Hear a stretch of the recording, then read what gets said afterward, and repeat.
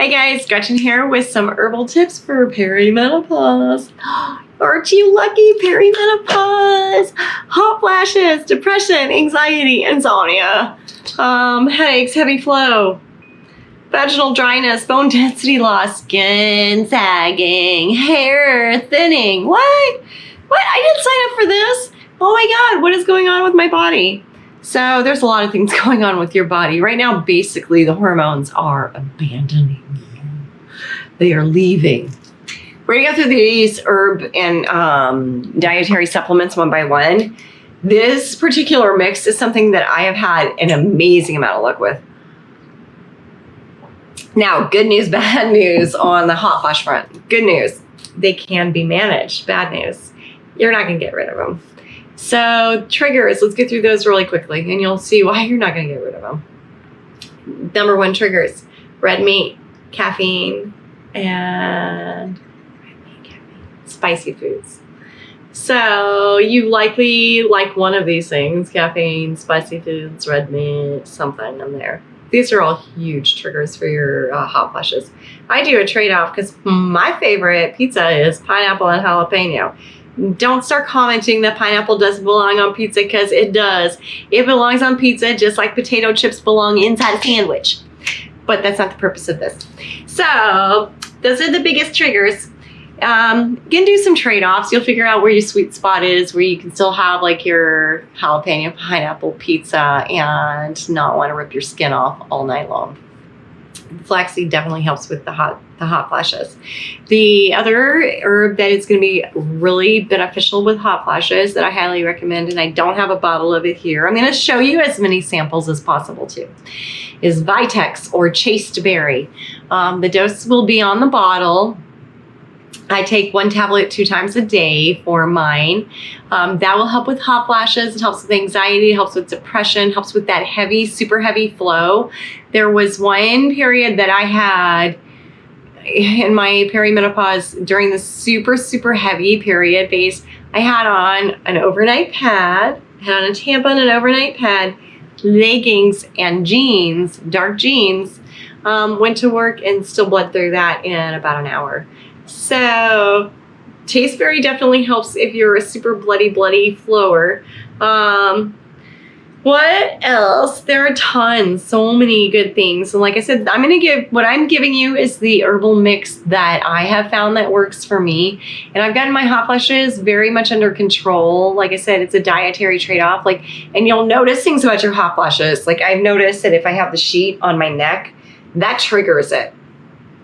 So I just make sure I keep the sheet here and I don't get as many hot flashes. You do find different triggers. There are sensory triggers too. Just kind of pay attention, you know your body, and adjust. Make sure you carry a hair tie too, because you'll need that. You know you will.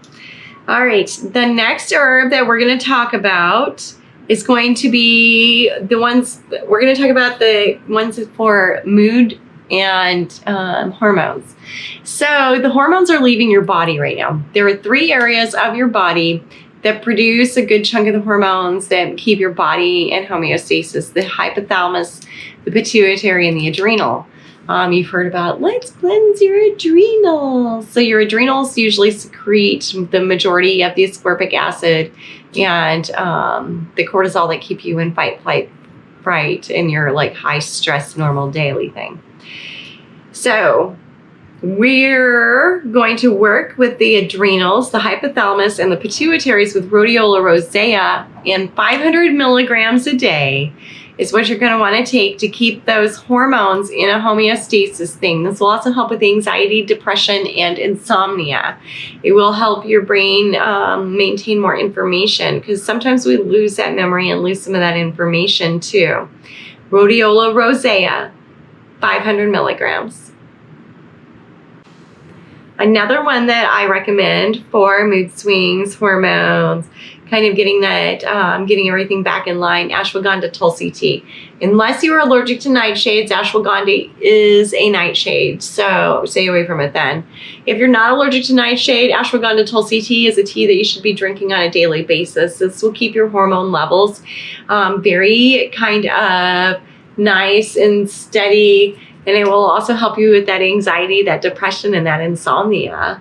Like, who couldn't use a better night's sleep? Hell, I could use a better night's sleep before this perimenopause crap hit. So, yeah. Okay. Next up, when we have those days, like, I'm going to cut up beep, or, hey, why are you talking to me? You just don't know what's wrong with you. Like, you know it's you. Oh, and then there's also that time when you don't know it's you yet. It's just like when you feel like everybody hates you, or everybody is talking about you, everybody's making fun of you, and everybody's excluding you. They're not. These are your hormones going completely out of freaking whack. So when you're having these days, I really recommend keeping lemon balm for like a daily squish, but kava, that will lighten the moods quick. Kava, you're going to take it as a glyceride or a tincture sublingually right under your tongue, and in just mere seconds, you feel so much better. If you're going to use this on a fairly steady basis, 3 weeks on, 1 week off, give that liver a little time to kind of bounce back. Valerian is going to be the big mama for these hormones. I'm going to kill you day. And especially if you're one of these women who is going through perimenopause and have teenagers at home, get Valerian now. It is nature's value. This stuff will also help with insomnia if you're not having a great time sleeping. Quick squish for that. Do not drive on Valerian. Do not take an Epsom salt bath on Valerian. Epsom salt baths, that's a good thing. 20 minutes, at least 2 times a week. That'll help with some of that bone density loss. It keeps that magnesium in that body, helps with that teeth and that hair health too. Up next, we have, what do I have here? So I have a couple things for smoothies. I have moringa. Moringa will help with skin, bone, teeth health. I am not a fan of greens. I don't like kale. I don't like collards. I don't like them okay enough to eat them, like if they're a side dish around a bunch of other really good food and they give me like this much of it, then I'll eat them. Other than that, I'm not a fan. So I throw 1 tablespoon per person in the smoothie, in the blender of the moringa to make up for that. In that blender, you should also have some black, blue, or dark red fruits and some bright, vibrant oranges, mangoes, peaches, blueberries, blackberries, cherries, acai berries, any of those. I also have this mushroom blend. It's a master blend, 10 mushroom species and 3 botanical adaptogens. This one has some really amazing mushrooms, not only for just a daily health, but to help you with perimenopause. In perimenopause, we start to get a little brain fog, so this has a lot of those memory saving mushrooms in it. Next up, I have Hushuang. Now, Hushuang is known as, can anyone tell me? Anyone? Japanese knotweed. Yeah, that Japanese knotweed. So you can order it like this. And see, this is the TCM name, traditional Chinese medicine name. It's been used in traditional Chinese medicine for thousands and thousands of years. I highly recommend that anyone who is not pregnant or on blood thinners take this anyway, because this has so much resveratrol. Resveratrol is that anti-aging little constituent that we get out of grapes and wine and dark chocolate and everything. You get like 1 milligram out of grapes. You get like 500 mgs out of 1 squish of this. And I say this, so what this is, you'll get a nice big clean sterilized jar. You'll fill it about 1/3 full with your plant material, your Japanese knotweed, and then you'll cover it about double, 1/3, and then about double that with the vegetable glycerin. Put it in a dark space, shake it every single day for 6 weeks and strain it. Mix it half glycerite mixture, half water. Make sure you shake it because that glycerite is a little thick. But I prefer the glycerite to an alcohol tincture. It takes a little bit longer, but it tastes better and you don't have that alcohol in there, which can offset some other things. Plus, if you are recovering, that's not going to do you any good anyway. So Japanese knotweed will help with bone density. It helps with memory. It helps with vaginal dryness. It helps with skin aging supplement. It gives you back those little that suppleness in your skin that you're missing. You may look at your hand and be like, when the F did my hand get old? So that helps with that. That'll help get, take some of that out. Another one that you should be taking, kudzu root. Make sure you're taking the full spectrum, 800 megs a day. This one is huge. This one is, let's see, hot flashes, anxiety, depression, vaginal dryness, bleeding. No, not so much on the bleeding, sorry. Bone density, huge for the bone density loss. This one is big. Yeah, bone density loss, and recommended to anybody who has bone density loss, osteoporosis, osteoarthritis.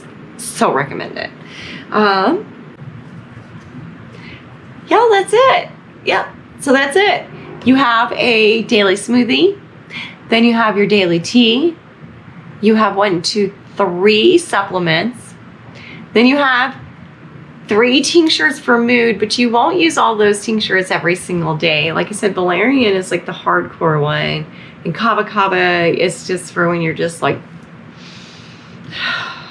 usually that lemon balm and that ashwagandha tulsi will already take that edge off, so you probably won't need those second 2 as often as you think you do right now. That's just because the other herbs aren't doing their trick yet. And then you have the Japanese knotweed, and that's going to be awesome. So you'll get rid of a lot of those symptoms. You'll level out that bleeding. You'll level out those hot flashes. Your skin will stop aging and will actually reverse a bit with that resveratrol. And that's a huge constituent in that Japanese knotweed. You'll get rid of that memory fog, some of that anxiety, depression, that feeling of, oh my God, everybody's out to get me. So, and awesome. I just wanted to congratulate you guys on doing this with herbs instead of hormone replacement therapy.